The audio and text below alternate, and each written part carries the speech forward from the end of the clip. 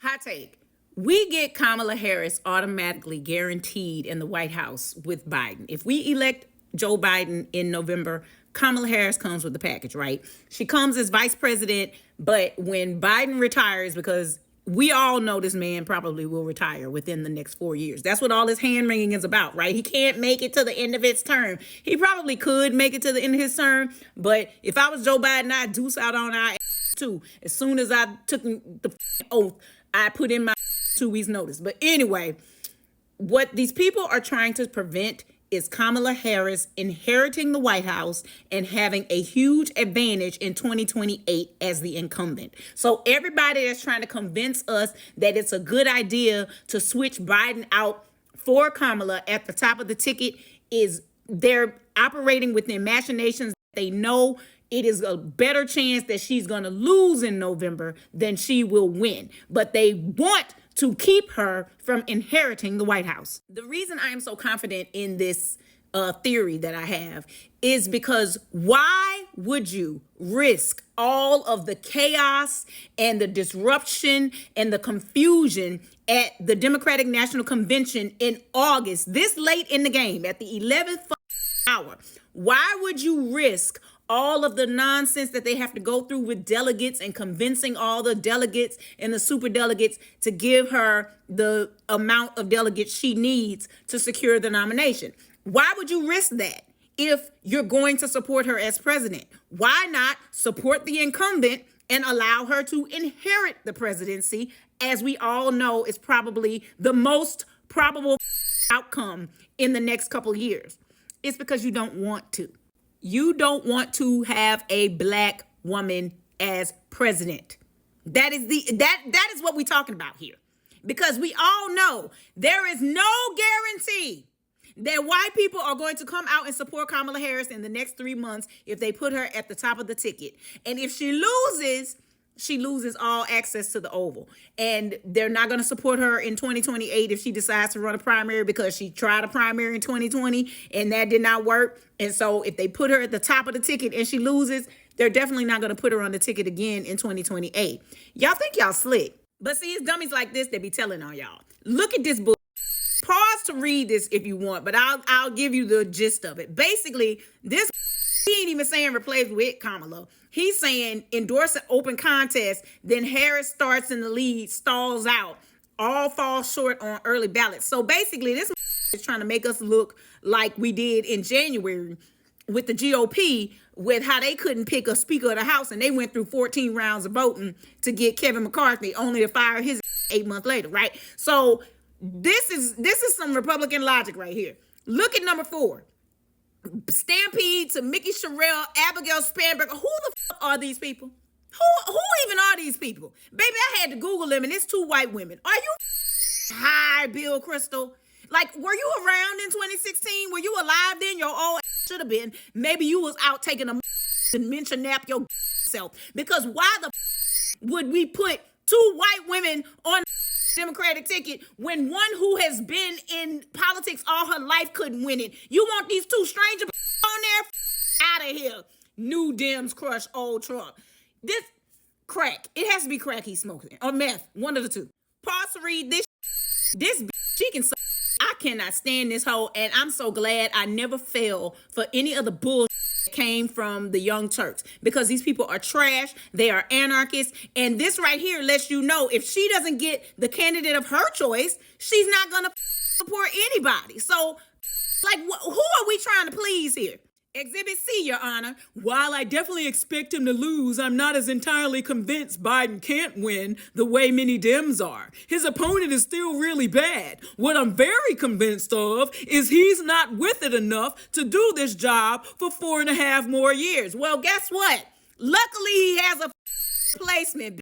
So all of your fears should be assuaged by now. But Brendan Buck is a former Republican. Well, I don't know if you can really call any of them former. But Brendan Buck is a Republican. And so this is what I'm saying. It is evident that these people just do not want a black woman to inherit the Oval Office and then have an advantage walking into 2028 as the incumbent, to have a chance at 10 years in the Oval Office to fix this dumpster fire of a country, because that's how long it would take.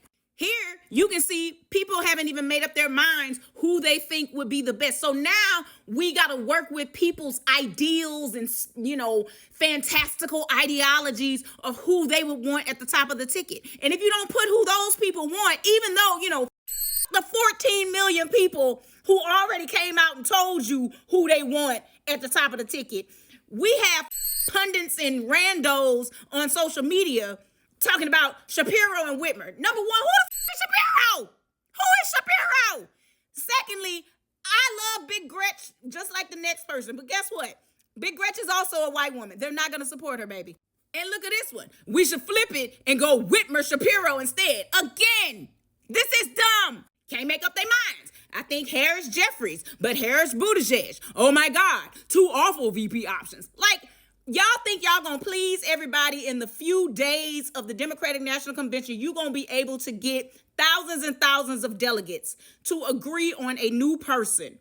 And then you're gonna get these people to somehow get this new person to critical mass in order to win the election in November.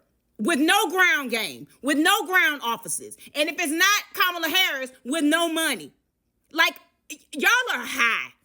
Whitmer, Klobuchar, Booker, Pete would all win easily, to be honest. They couldn't even win their primaries against Biden in 2020. So what the makes you think they're like, this is what I'm saying.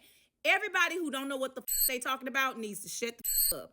We need to elect Joe Biden in November against Donald Trump or whatever GOP operative they put in if by some miracle, some trial puts his in jail, like the sentencing from his New York case. If they put his ass in jail and they replace him, we need to beat the GOP. And the only person who has proven, because your inaccurate polls and your feelings, but the only person who has proven they could beat Donald Trump is in an election is Joseph Robinette Biden Jr. So y'all need to either get on board or shut the up. Because what you're doing is dissuading people from actually participating in the process. You don't have to like the nominee. Just shut the up about it and stop discouraging other people. If you want to tell us, I told you so, I told you so, if we fall to fascism in November because Trump and the GOP wins, then do that in December. But until November, shut your stupid up. If you are not encouraging people to vote, ho, and fire the entire GOP, then your opinion is worthless and invalid. You can get the on with your nonsense because we do not want to hear it. All of this to say, if you ever want to see Kamala Harris ascend to the presidency, her best shot is to inherit it from Biden after 2024 and then walk into 2028 and 2032 as the incumbent. That is her best shot. And it's illogical to disrupt our entire political system by trying to pull a Hail Mary at the DNC for some unknowns or even for her and then have to hope, wish, and pray that these white folk gonna come out and support her in November. Like, baby, y'all gotta get this together. Y'all gotta think.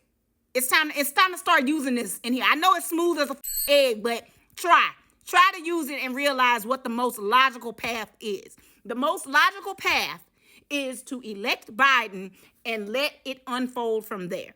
And to all the naysayers, as a former naysayer who regrets every decision I made to talk about Hillary Clinton during 2015 and 2016, even though I firmly believe that you should be able to vote for whomever you want to, but you have to prioritize when you do that. And you have the freedom of speech to criticize everybody in your government, but you have to prioritize when to do that and how to do that.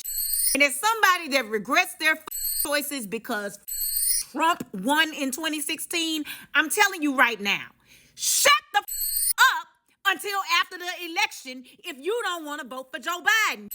Nobody gives you're up the zero-sum game. You're helping the GOP win. You're ushering in and enabling fascism in my country. Shut your stupid the